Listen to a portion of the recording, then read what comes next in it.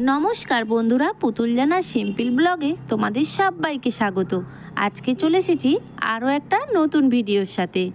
আজকে দেখো একটা খুব মজার ভিডিও। এখানে দেখো সবাই মিলে বেরিয়ে পড়েছি, এখন যাব মাঠের বাগানে। ওখানে গিয়ে সবাই মিলে আম মাখা করে খাবো। আর এখানে দেখো লেবু গাছ থেকে কয়েকটা লেবু পাতা তুলে নিলাম।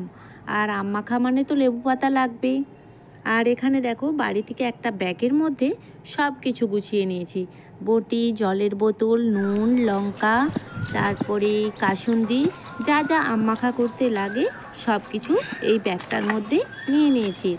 তো আমি, আমার ভাইপো, ভাইঝি আর ছেলে, আমরা চারজনে মিলে যাচ্ছি। আর আজকে ওয়েদারটা খুব ভালো ছিল, মেঘলা আকাশ, তাই ভাবলাম মানে মাঠের দিকে একটু যেয়ে আম মাখা বানিয়ে খাবো। রৌদ্র হলে যেতাম না, যেহেতু খুব গরম, আর মেঘলা হয়েছে বলেই যাচ্ছি। আর এইরকম আম মাখা ঘরে বসে বসে খেতে ভালো লাগে না, ছাদে বসে তারপরে বাগানে বসে খেতে কিন্তু খুব ভালো লাগে। এগুলো ছোটোবেলায় আমরা করতাম। তো আম মাখা খেতে এই গরমের দিনে কিন্তু সবারই ভালো লাগে। এখানে দেখো বাগানের মধ্যে কলা গাছ আছে, তো ওখান থেকে একটা কলা পাতা কেটে নিয়েছি। আর ওই যে দূরে আম গাছটা দেখতে পাচ্ছ না, ওখান থেকেই আম পেড়ে ওই কণায় বসে ওখানে আম মাখা বানাবো। তো চলো। তো এই যে এই গাছটা থেকে এখন আম পারবো। আর গরমকালে আম মাখা খেতে কিন্তু খুব ভালো লাগে। দেখেছো কত বড় বড় আম হয়েছে, দেখো এই আমটাই পারবো। একটা আমের সাইজই কত বড়। এখানে দেখো সব কিছু নিয়ে চলে এসেছি।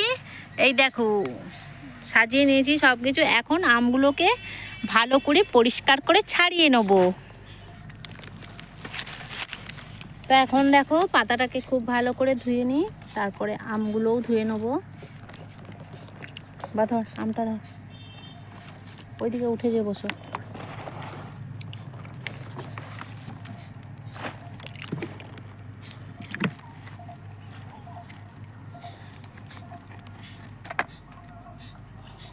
আমগুলো আঁটি হয়ে গেছে মনে হচ্ছে। তো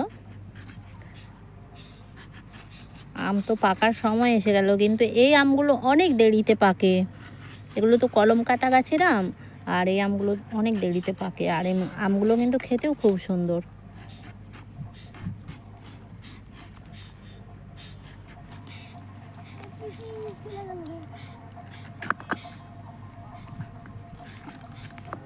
এখানে দেখো দুটো আমকে আমি দুরকমভাবে কাটবো।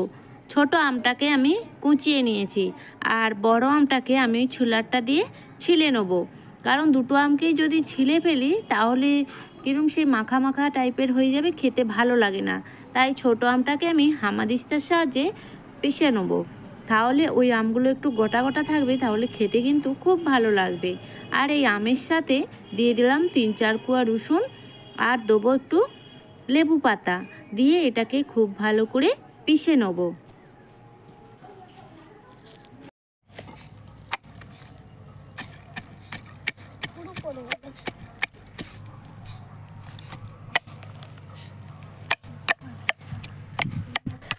তো চলো গাইস, আমি দেখো এরমভাবে করে নিয়েছি, এর থেকে আর বেশি পারছি না।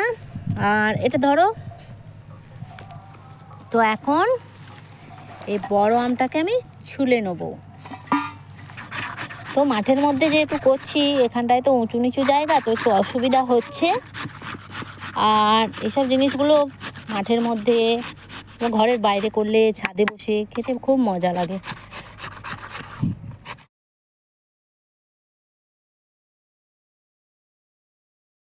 এখানে দেখো বড় আমটাকে খুব ভালো করে আমি ছুলে নিয়েছি, আর ছোট আমটাকে যে হামাদিস্তায় পিষে রেখেছিলাম ওটা ওর মধ্যে দিয়ে দিলাম। এবার এর মধ্যে দিয়ে দেবো একে একে লঙ্কা গুঁড়ো, আর দেবো পরিমাণ মতো লবণ, আর দেবো কাসুন্দি, আর দেবো চিনি। তো ভেবেছিলাম একটা আমের করব, তো এখানে এসে দেখলাম আরও বাচ্চারা সাইডে খেলা করছে, তো তারাও আসলো। তো সবাই মিলে এই আম মাখা খেতে ভালোই লাগে, তো ওদেরকেও দিলাম। তো চলো এখন সব কিছুকে খুব ভালো করে হাত দিয়ে মেখে নেব।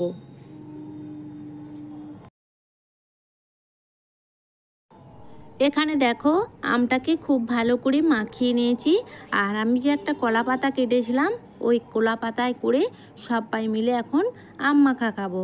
কলা পাতাটাকে এখন ছোট ছোট সাইজ করে কেটে নেবো। আর যেহেতু অনেকেই আছে, তো সবাইকেই কলা পাতায় করে একটু একটু করে আম মাখা দিয়ে দেবো। তো চলো এখন আম মাখা খেতে থাকি। আর আজকের ভিডিওটা এখানেই শেষ করব। আমার ভিডিও কেমন লাগলো অবশ্যই কমেন্টের মাধ্যমে জানাবে। আর আমার ভিডিও যদি তোমাদের ভালো লেগে থাকে, আমার চ্যানেলটাকে সাবস্ক্রাইব করে পাশে থাকা বেল আইকনটিকে ক্লিক করে দেবে, যাতে সবার আগে আমার ভিডিও তোমাদের কাছে পৌঁছে যায়। তো আজকের মতো এখানেই টাটা।